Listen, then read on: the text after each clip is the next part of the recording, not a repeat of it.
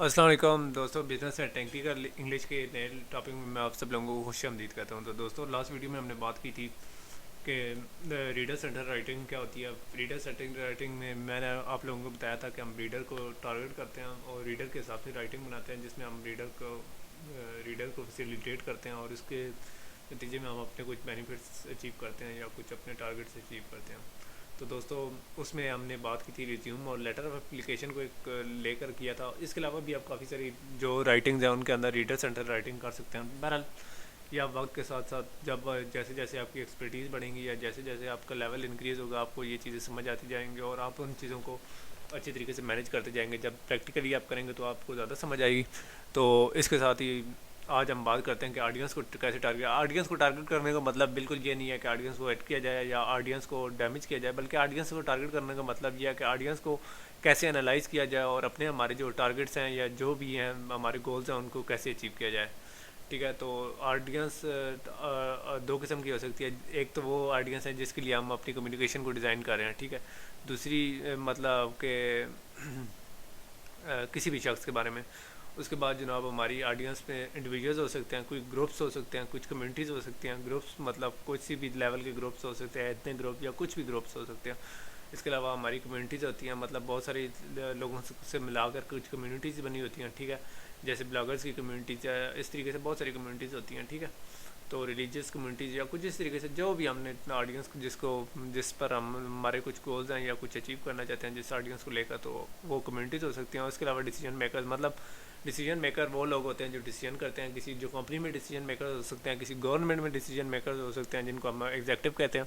इसके अलावा हमारे घरों में डिसीजन मेकर्स होते हैं जो कि हमारे घरों में बताते हैं कि भाई कौन सी चीज़ खरीदनी है, कौन सी प्रोडक्ट्स नहीं खरीदनी है। इसी तरीके से बहुत सारी चीज़ों में डिसीजन मेकर्स होते हैं। किसी स्कूल में, किसी कॉलेज में, किसी यूनिवर्सिटी में, किसी डिपार्टमेंट में डिसीजन मेकर्स होते हैं जो कि अपने डिसीजन लेते हैं, जिनकी वजह से हम वो अपने अदारे को अगली जरूरतों में लेकर जाते हैं या उनको अपने अदारे में कुछ चेंजेस या उसमें कुछ इम्प्रूवमेंट्स लेकर आते हैं। ठीक है, तो सबसे पहले बात कर लेते हैं कि ऑडियंस को कैसे आइडेंटिफाई किया। तो ऑडियंस को आइडेंटिफाई करने के काफ़ी तरीके हैं।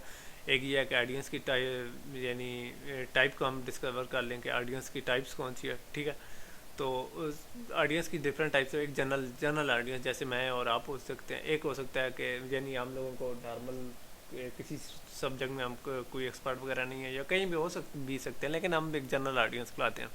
उसके अलावा हम एक्सपर्ट्स हो गए हैं, जैसे कि हमारे मेंटर्स हो गए हैं या कुछ भी हो गए हैं, इंस्ट्रक्टर या वो लोग जिन्होंने रिसर्च किया या एक्सपर्ट हुए पड़े हैं, मतलब वो उन चीज़ों में वो काफ़ी महारत रखते हैं, उनको हम एक्सपर्ट्स कहते हैं। इसके साथ साथ हमारे मैनेजर्स हैं, मतलब किसी डिपार्टमेंट में हम काम कर रहे हैं तो वो हमारे जो ऊपर मैनेज करने वाले हैं या जो लोग डिसीजन को थोड़े बहुत लेते हैं या कुछ तरीके से जो कि इन चीज़ों को अच्छी तरीके से चला रहे हैं, वो मैनेजर्स हैं। और उसके सुपरवाइजर्स के ऊपर मैनेजर्स होते हैं, ये बात याद रखिए। उसके बाद ले पर्सन है, मतलब वो लोग जो कि बहुत ज़्यादा इंटेलिजेंट नहीं है या कुछ इस तरीके से बस एक नॉर्मल से एवरेज से काम कर रहे हैं, उनको ले पर्सन भी कह सकते हैं। उसके बाद जी ऑडियंस को हम करेक्टरिस्टिक के हिसाब से भी क्लासीफाई कर सकते हैं। मतलब डिसीजन मेकर्स हैं वो डिसीजन लेते हैं, एडवाइजर्स वो लोग हैं जो उन्हें एडवाइस देते हैं या मशवरे देते हैं, इम्प्लीमेंटर्स वो हैं जो कि उन डिसीजन को इम्प्लीमेंट करते हैं। तो वो साइकिल कुछ इस तरह के एडवाइजर्स डिसीजन मेकर्स को एडवाइस देते हैं कि सारा इस तरह करें तो आपका ये काम अच्छी तरीके से हो जाएगा, और वो इस तरीके में वो एडवाइस देते हैं। तो डिसीजन मेकर्स उन एडवाइस को लेकर उनमें से जो अच्छी एडवाइस होती है उस पर कुछ डिसीजन लेते हैं, और इम्प्लीमेंटर जो डिसीजन मेकर्स ने डिसीजन दिए होते हैं उनको इम्प्लीमेंट करते हैं। ठीक है, और उन टारगेट्स को या गोल्स को या जो चीज़ें होती हैं उनको अचीव करते हैं। तो उसके साथ साथ जो तीसरी टाइप है, यानी हम ऑडियंस को आइडेंटिफाई करने बहुत सारी टाइप्स हो सकते हैं, नंबर तो मैं नहीं दे रहा, बल्कि ये एक इटरेटिव प्रोसेस है। तो वो ये है कि एक्सपीरियंस के हिसाब से निकाला जाए कि एक्सपीरियंस कौन सा है। ठीक है, तो जनरल एक्सपर्ट्स भी हो सकते हैं। स्पेसिफिक जनरल एक्सपर्ट मतलब एक चीज़ के बारे में जनरल एक्सपर्ट है, जिस तरह हमारे एक नॉर्मल मेडिकल स्पेशलिस्ट होता है, लेकिन एक स्पेसिफिक एक्सपर्ट वो बंदा होता है जो सब्जेक्ट में बहुत महारत रखता है। जैसे कि हमारा डेंटिस्ट हो गया, वो दांतों में बहुत ज़्यादा महारत रखता है। इसी तरीके से आर्ट के और हो सकते हैं, आर्थो के और। ठीक है, और इस तरीके से काफ़ी सारे जो भी पार्ट्स होते हैं उनके स्पेसिफिक एक्सपर्ट होते हैं। ठीक है, तो उसके हिसाब से हम ऑडियंस होती है। एक ये होता है कि ऑडियंस के डॉक्यूमेंट्स कैसे यूज़ होता है, वो मैं आपको नेक्स्ट स्लाइड में बताता हूँ कि ऑडियंस कैसे डॉक्यूमेंट यूज़ करते हैं। इसके साथ साथ मैं कोशिश करूँगा कि नेक्स्ट स्लाइड में ये बाकी टाइप्स को भी थोड़ा बहुत कवर कर लूँ। ठीक है, तो आपको एक आइडिया मिल जाए। तो आइडियंस का यूज़ ऑफ डॉक्यूमेंट एक तो जनरल आइडियंस हो सकती है। ठीक है, तो जनरल ऑडियंस से कौन सी मुराद है कि जनरल ऑडियंस हमारी जो डॉक्यूमेंट्स है उसको किस तरीके से यूज़ करती है, ठीक है। और उसके बाद मैं आपको बताता हूँ टेक्निकल एक्सपर्ट्स हमारी किस तरह करते हैं, और फिर हमारे मैनेजर्स या डिसीजन मेकर्स। तो इसमें हम तकरीबन सारी जो हमने कैटेगरीज की हैं वो सारी आ जाएंगी, ठीक है। तो बेसिक तो 3 ही कैटेगरीज हैं जो कि हम इनको कवर करने जा रहे हैं। तो सबसे पहले ये है कि जी जनरल ऑडियंस, ठीक है। जनरल ऑडियंस को कोई भी डॉक्यूमेंट है तो वो हम जो भी देंगे वो उसमें से वो कुछ इन्फॉर्मेशन लेंगे। कोई भी डॉक्यूमेंट्स पब्लिश होता है तो वो उसमें से इंफॉर्मेशन लेते हैं, उसमें से कुछ डिसीजन मेकिंग करते हैं, ठीक है।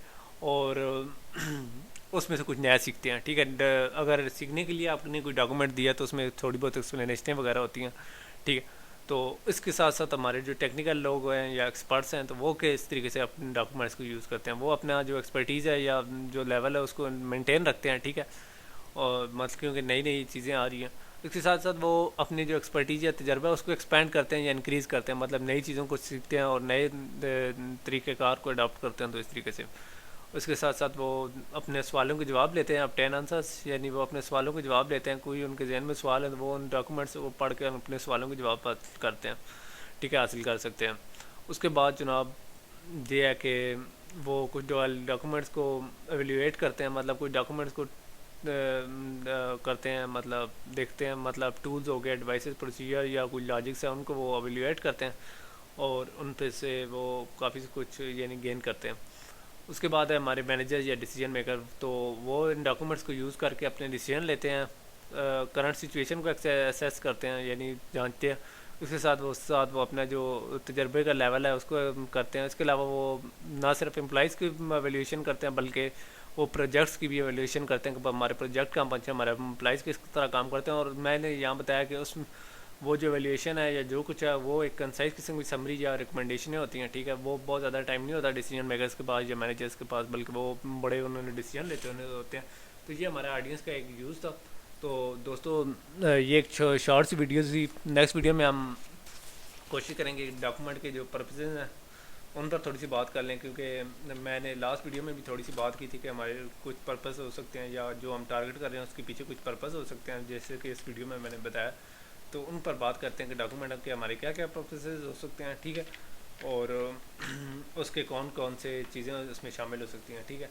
उसके बाद हम नेक्स्ट वीडियो में डॉक्यूमेंट्स को कम्युनिकेशन को इफेक्टिव बनाने के बारे में भी कुछ थोड़ी बहुत बात करेंगे, शायद उसके लिए मैं एक अलग वीडियो बनाऊँ। तो दोस्तों वो ये वीडियो भी एक शॉर्ट वीडियो थी और नेक्स्ट इससे भी शॉर्ट वीडियो होगी। तो अब तक इजाज़त चाहता हूँ। अल्लाह हाफ़िज़।